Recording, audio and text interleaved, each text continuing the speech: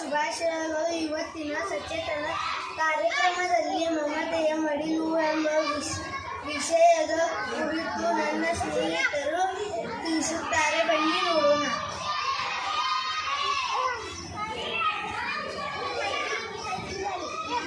ಕುರಿಮರಿ ಕುರಿಮರಿ ಯಾರಿಗೆ ಬೇಕು? ಕುರಿಮರಿ ಕುರಿಮರಿ ಯಾರಿಗೆ ಬೇಕು? ಕುರಿಮರಿ ಕುರಿಮರಿ ಯಾರಿಗೆ ಬೇಕು? ಕುರಿಮರಿ ಕುರಿಮರಿ ಯಾರಿಗೆ ಬೇಕು?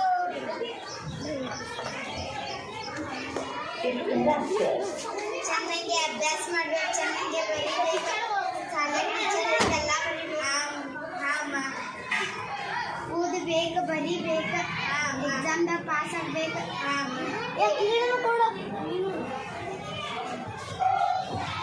ನಾನು ಅಡಿಗೆ ಮಾಡುತ್ತೇನೆ.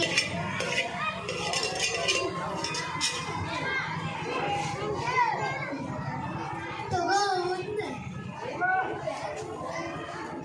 ಮೇಡಮ್.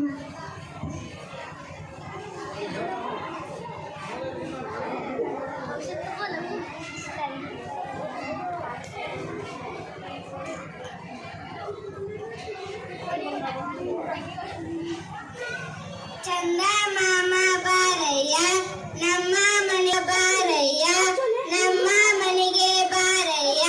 ಹಾಲು ಸಕ್ಕರೆ ಕೊಡುವೆ, ಇಕ್ಕರೆ ನಿನಗೆ ಕೊಡ್ತೀನಿ. ಇಬ್ಬರು ಸೇರಿ ತಿನ್ನೋಣ, ಇಬ್ಬರು ಸೇರಿ ಆಡೋಣ.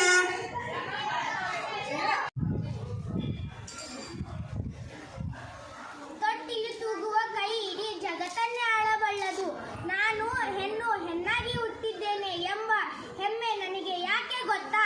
ನಾನು ಮುದ್ದಿನ ಮಗಳಾಗಿ, ಮೆಚ್ಚಿನ ಹೆಂಡತಿಯಾಗಿ, ಗತ್ತಿನ ಸೊಸೆಯಾಗಿ, ಮಮತೆಯ ಮಡಿಲಿನ ತಾಯಿಯಾಗಿ, ಅಕ್ಕಳಾಗಿ, ತಂಗಿಯಾಗಿ, ಹೆಜ್ಜೆ ಹೆಜ್ಜೆಗೂ ನಾನು ನಿಮಗೆ ಬೇಕು. ನಾನಿಲ್ಲಿದ್ದರೆ ಒಂದು ಕ್ಷಣ ಕಣ್ಣು ಮುಚ್ಚಿ ಯೋಚಿಸಿ.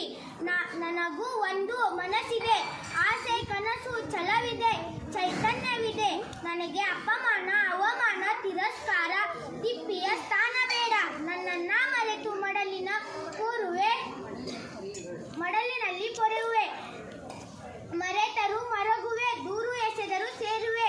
ನಿಮ್ಮ ಮನಸ್ಸು ಕಲ್ಲಾದರೂ ನಾನು ಕರಗುವೆ. ನಿಮಗೆ ಕನಿಕರ ಇರದಿದ್ದರೂ ಕರುಣೆ ತೋರುವೆ. ಕಷ್ಟವ ಕಳೆದರೆ ಇಷ್ಟವ ನೀಡುವೆ. ಮರೆಯದಿರಿ ನಾನು ಮಮತೆಯ ಮಡಿಲು, ಮಮತೆಯ ಮಡಿಲು.